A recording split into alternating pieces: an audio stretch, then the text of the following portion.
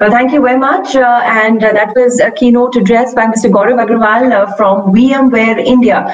We now move on to our next address, which is by McAfee Enterprises, and it's about what got us here won't take us there. And we have Sanjay Manohar, Managing Director of McAfee India, who will be talking to us in this keynote address.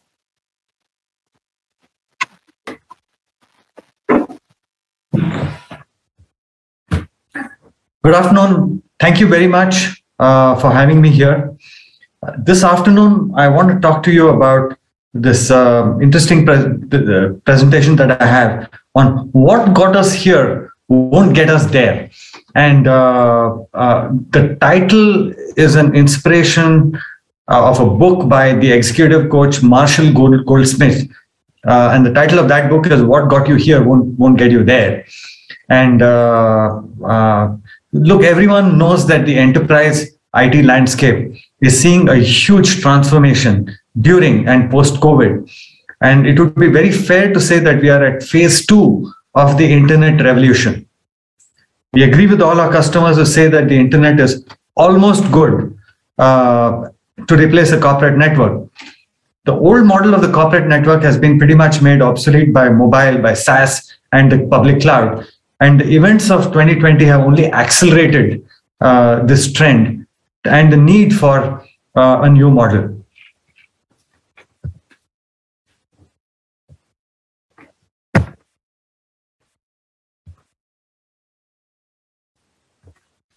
So the evolution and advancement of technology in the workspace over the past 30 years has allowed employees access to information, and it's permitted employees to work in all kinds of locations using devices that enhance individual productivity and business efficiency. And businesses, on the other hand, have been compelled to use a whole lot of services to achieve this, including remote access, cloud-based services, and the now familiar devices, including laptops, tablets, and smartphones. And we certainly have come a long way. However, this new adoption of technology has also increased manifold the risk of cyber threats. And this is something that, I want to talk to everyone about today. So, see, the COVID-19 has changed everything and made work from anywhere possible. And this window of opportunity that's making hybrid work environment is now a reality. As I mentioned, it's providing a massive opportunity for threat actors. And we are actually seeing it in the data that we are collecting through our telemetry and through our sensors in the McAfee COVID-19 dashboard. The data of the 5 weeks preceding December 8th shows India as number 6 globally in terms of malicious file detentions. And that's a concern because, this number has been pretty much going up, year on year. And, I think India's position is just untenable. So if you look at some of the data here, it shows a whole lot of facts. But above all, we see ransomware being a big threat for India, as with many of the other countries here. And I want to talk a little bit about why this is happening. See, one of the reasons for this is that technology is still very siloed. And the security postures that companies have are playing catch up with the events of 2020 and 2021. And silos mean a lack of visibility, big blind spots. So let's start with EDR for an example. Okay, the challenge with EDR is that it's got a lot of telemetry available, but it's myopic. That's a strong word to use, but I'm using it very deliberately. EDR's many tools can produce endpoint logs, all very relevant, by the way, sysmon queries and all that. But fundamentally, EDR is blind to much of the telemetry from a network perspective. And SIEM may have log data from high-value assets like AD servers, database servers, etc. But typically, we don't send all endpoint telemetry from the entire estate of desktop servers, mobile, etc. because of constrained network pipes, lack of storage space, lack of capability to filter all this, and to build relevant correlation rules.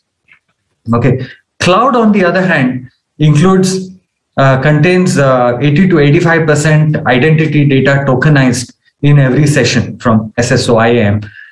SIM identity data, on the other hand, is typically about 15%. That's why UEBA lives first in the cloud, where we can put this analysis closest to the threat for greatest value.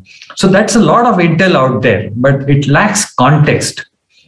It's also complicated by console sprawl, which is there in every enterprise, which leads to a greater lack of context and inhibits the ability for people to take decisions at critical junctures. Now, all this means is there's a huge degree of manual triage, which is needed to get value out of an investigation. So if you're a mature organization, you can do it yourself. Staff a full team, a team of full stack developers, craft API integrations, create threat intel, and create threat hunting teams. All this is possible, but only for big companies and mature security organizations. Lastly, there is simply too much of time and effort and too much resource allocation required in order to perform in-depth investigations at short notice. And to do that at scale for large enterprises would be very, very expensive. The takeaway here is that organizations today require full visibility and seamless detection across devices and the cloud to address these challenges. All right. So I want to segue into making some predictions that McAfee Enterprise and FireEye are making for 2022. Okay, there's 5 of them, and I want to walk you through all of them. The first one, and easily the most important, is that nation states will weaponize social media to target more enterprise professionals and will increase their offensive capabilities by leveraging cyber criminals, almost subcontracting it to cyber criminals. We are seeing a huge increase in the blending of cybercrime and nation state operations, even here in India. In many cases, a startup company is formed, a web of front companies are involved in offensive cyber operations, and all these are directed at the back end and controlled by that offending country's intelligence agencies. The US government recently charged 4 Chinese nationals who are working for state-owned front companies. And these front companies were facilitating hackers to create malware, attack targets to get business intelligence, trade secrets, and sensitive technologies, not just in government departments, but in quasi-private sector, any private sector company which had a defense play in it. We are seeing that in India as well. Okay, very important point to note. Not just China, but other countries such as Russia, North Korea, and Iran have also applied these tactics. So what we are predicting is a further increase in the confluence of cybercrime and nation-state actors going into 2022. Our recommendations to companies is that they should tighten their security posture, ensure all their existing defenses and tools are activated. They have to audit their visibility on a regular basis, and most importantly, to learn and share experiences with peers and industry as they go along. All right. So that's my first prediction. The second one is that self-reliant cybercrime groups will shift the balance of power within the ransomware as a service ecosystem. Okay. Look, for a long time, RAS admins and developers were prioritized as the top target of law enforcement. In the process, affiliates which are perceived as less skilled were ignored. Now, what has happened is that it's created an environment where lesser skilled affiliates are thriving and growing into very competent cyber criminals with minds of their own. And it's not surprising, because ransomware is a multi-billion-dollar industry. It's only a matter of time this happened. The first signs of this are already visible, and we are seeing this in India as well.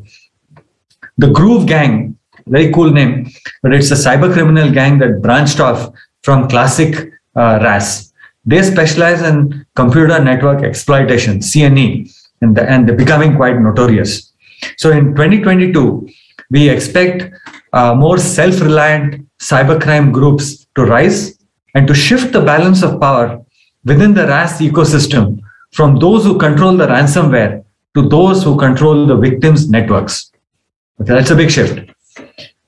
My number 3 prediction is that 5G and IoT traffic, which is exploding, the traffic between API services and apps will make them increasingly lucrative targets, for bad actors. See, threat actors pay constant attention to enterprise statistics and trends. They identify services and applications that offer increased risk potential. And cloud applications offer a lot of this additional risk potential, be it whether it is SaaS, PaaS, or IaaS. These are all transformed how APIs are designed, consumed, and leveraged, whether it is B2B or whether it's B2C. And the reach and popularity of some of these cloud applications, as well as the treasure trove of business critical data and applications that typically lie behind these APIs, make them a very lucrative target for anyone to go after them. Okay, the connected nature of APIs also help introduce additional risk to businesses because they become entry vectors for wider supply chain attacks that we are seeing happening globally. And we see some key risks as we go along, and we see 5 of them specifically that I want to very quickly talk about. First is the misconfiguration of APIs. All right. The second is the exploitation of authentication mechanisms, especially the newer ones. The third one is the evolution of traditional malware attacks to use more cloud APIs. The fourth is the potential misuse of APIs to launch attacks on enterprise data. And the fifth and the last one is the potential for APIs to be misused to target software-defined infrastructure. So what we are saying is that developing an effective threat model for APIs and having a zero trust access control should be a top priority for enterprises. The other major priority should be the effective security logging and telemetry for better IR and detection of malicious misuse. All right. So my fourth, the prediction that McAfee FireEye is making is that hackers will target your application containers. Containers have become the de facto platform for modern cloud application. I think all of us know it. We all get the benefit of portability, efficiency, and speed to reduce time to deploy these apps and to manage business applications. However, increased use of containers increases the attack surface for an organization in a big way, which will only increase. So what techniques should you look out for, and which container risk groups will be targeted? So we see 3 risk groups which we anticipated will be targeted for expanded exploitation in the near future. Okay, so the first one is orchestrator risks. There are increasing attacks at the orchestration level, such as Kubernetes and associated APIs, mainly driven by misconfigurations, as I mentioned. The second is image or registry risks. The increasing use of malicious or backdoor images through insufficient vulnerability checks. And the third is container risks, increasing attacks targeting vulnerable applications. So we see expanded exploitation of all of these in 2022. And what we see is them leading to endpoint resource hijacking through crypto mining, malware, data theft, and other similar negative outcomes. The last prediction that we have is zero cares about 0 days. See, the time to repurpose vulnerability into working exploits will be measured in hours going forward. And pretty much there's nothing we can do about it except to patch. 2021 is already being touted as one of the worst years on record with respect to the volume of 0-day vulnerabilities exploited in the wild. The scope of these exploitations, the sheer diversity of targeted applications, and ultimately the consequence to organizations were all pretty much notable. And as we look to 2022, we expect these to only increase. See, when we first learned about SolarWinds in 2020, we all reacted with shock at the pure scale and breadth of the compromise. It was a completely new thing for us. But unfortunately, 2021 brought its own notable increase in these volumes, along with a slightly uninspiring response by organizations. The case in point is that 2 weeks after Microsoft patched proxy logon, they reported that 30,000 Exchange servers are still vulnerable. And that's a conservative number because other estimates had the number at pretty much twice that value. when Proxy Shell later arrived as Microsoft Exchange's major event of the year. In August of that year, a Black Hat presentation detailing Exchange server vulnerabilities was published. The very next day, an exploit POC was released, all of which had been patched by Microsoft many months earlier. An analysis of the data captured a week after the exploit POC concluded that at least 30,000 Exchange servers were still vulnerable, which is pretty much what we also saw. In summary, it was patched in the spring, exploited in the fall. So what can we take away from this? See, attackers and security researchers alike are facing, this is a competition, and they will continue to hone their craft until weaponized exploits and POCs come literally within hours of vulnerability disclosure. All right. So that's the takeaway. See, this is a slightly crowded slide, but I actually want to walk you through this because it's very, very important. McAfee's philosophy is that security solutions working in silos cannot build up the security infrastructure to address today's threat landscape and attack surface spread. So to address this need, we have consolidated security solutions to a platform-based approach. Our customers are all embarking on digital transformations and cloud adoption journeys. They're very exciting, but they can be very challenging as well. We understand that. We partner with them to ensure that security becomes an enabler rather than a roadblock for these transformations. See, today McAfee FireEye is the only security company that can provide a comprehensive data protection strategy for the entire organization infrastructure, no matter how dispersed and how distributed the workloads are, whether it's in cloud, on-prem, data centers. Our unified Cloud Edge platform delivers a solution-centric approach for cloud security right at the edge. It bundles key SSE components like Secure Web Gateway, CASB, ZTNA, and DLP all in a single platform. And how this helps is that it enables organizations like yours to have a unified access, control, and data protection, both for distributed workloads and for a distributed workforce. While delivering these key security services, McAfee also ensures that security operations teams get complete visibility of the threat surface. Our XDR platform provides security operations teams with a very comprehensive threat detection across endpoints in both cloud and on-prem workloads. Okay, because today threat actors are deploying sophisticated toolkits to compromise enterprise critical assets. And that's where our XDR comes in. Our platform provides a very unique risk-based prioritization to ensure that your SecOps teams focus only on the relevant risks. And this helps elevate their operating maturity from the event triage-based work to a more sophisticated threat hunting model, which they should be working on really. Okay. And we at McAfee FireEye believe that cloud security, endpoint security, and SecOps all should be working together as an integral part of an organization's security posture, not in silos. So we are on a mission to provide a unified platform-based solution for strengthening your organization's security posture. And you can take the fastest route to SASE, next-gen security operations, and XDR by working with us. And whether you're taking this journey on a network-first or a security-first approach, we have you covered. So, I want to conclude by saying that COVID has only accelerated this trend towards hybrid workplaces. And it's put a lot of pressure on security postures and siloed security infrastructures, technologies which are out there. Our predictions for 2022 may sound very dire, but they're real, and we see them happening on a daily basis here in India.